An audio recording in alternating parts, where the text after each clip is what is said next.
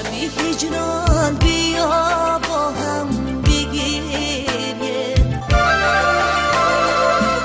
و بیرحمی این عالم بگیریه برای ما که در آتش نسوزم رسولی حق گریست ما هم بگیریه. این آخرین ترانه ملیکا سعیدова هنرمندی معروف تاجیک است که تقریبا 1 سال پیش سروده شده است. از آن وقت تا حالا ملیکا دیگر ترانه ایجاد نکرد و معلوم نیست که برنامه‌های ایجادیش در آینده تهیه خواهند شد و یا نه. این آوازخوانی شناخته حالا دنیای کاملا دیگر دارد و میگوید متن یک ترانه مذهبی مجرای زندگی او را به سمت دیگر برد. او را بیشتر به خدا نزدیک کرد و زیارت کعبه مقدس را نصیبش کرد. ملیکا صحنه و تمرین و ترانه‌سرایی را به دکانی خرد در یکی از کوچه‌های دوشنبه عوض کرده است. بعد بازگشت ملیکا سعیدова از زیارت خانه کعبه ما با او صحبتی داشتیم و او اشاره‌هایی کرد که این زیارت ارزش‌های قبلی را در نظر او کمرنگ تر کرده است.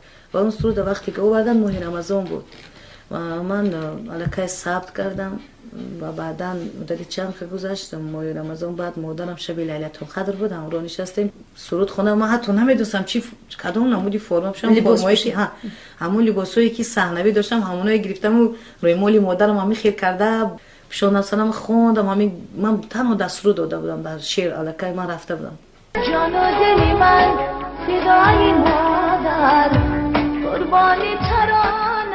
ملیکا از هنرمندان محبوب مردم تاجیکستان است که ابتدای سالهای 90 قرن 20 به صحنه هنری تاجیک پیوست. یکی از شعرهای شاعره معروف گلرخسار آن زمان او را همچون هنرمند جوان و صاحب استعداد معرفی کرد. ملیکا در طول تقریبا 20 سال اخیر همه ساله یک آلبوم سرودهای خود را نشر میکرد. اما با یک بارگی بریدن او از کسب و پیوستن او به جاده دیگر همتاها و مخلصانش را هم به حیرت آورد و هم محزون کرد. در دل مردم جوشته است. همچو هنرمند او را دوست می‌دارند تا حوض را سراغ میکنند. بسیار مخلصاشون با ما ایراد میگیرند که بسیار بر وقت از صحنه رفت.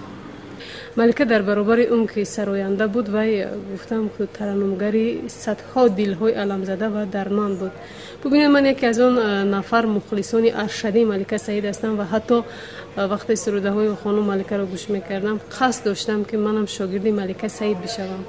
هر یک سرودی رو مثلا تا همین سالهای 2008 خواندهش رو من از یاد میدونم. ملیکا سعید که امروز خودش رو یک با عنوان زنی مذهبی معرفی کرده است فعلا و پیشه تاجری رو گرفته است، ولی من فکر میکنم که این پیشه تاجری پیشه ملیکا نیست. راهی مرا فروزان در زندگی خدایا از مرا نسوزان در زندگی خدایا.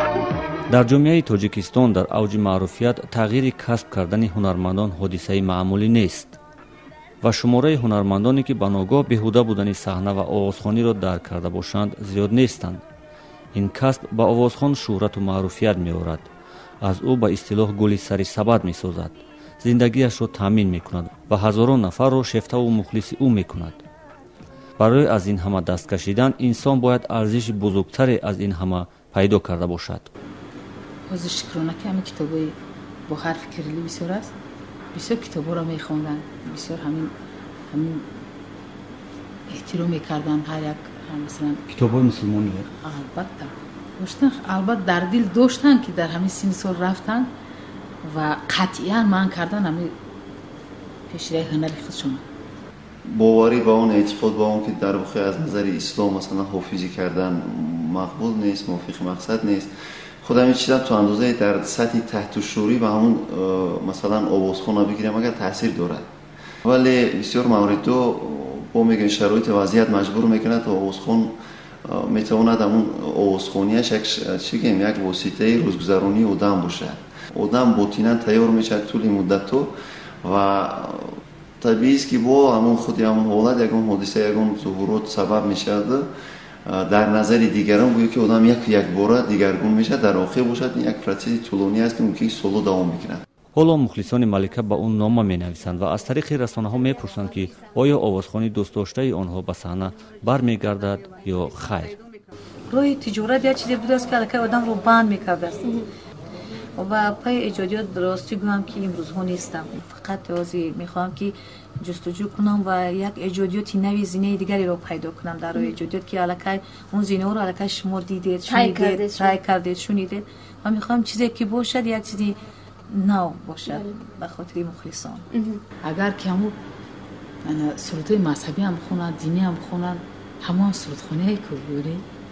یعنی از اونی که شما حالا یک سال روی صحنه نیستید نمیترسید که آواز خودتون از دست میدید و هر گاهی که خواهید شما میتونید آزاد بسازید؟ می‌کنید که مثلا ایدئالی من در زندگی گوگوش است و مدت 20 سالی که روی صحنه گوگوش نبود، بعدن که برآمد آوازش با بهتر و خوبتر بود و فکر میکنم که آواز خوب هیچ وقت دنیا نه خسته میشود نه میرنده است.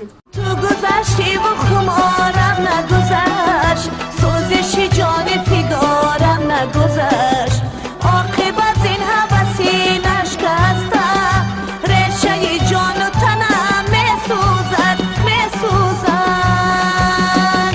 قصه عشق تو را گفته نشد، عجبا نیست که نا گفته نشد، قصه عشق تو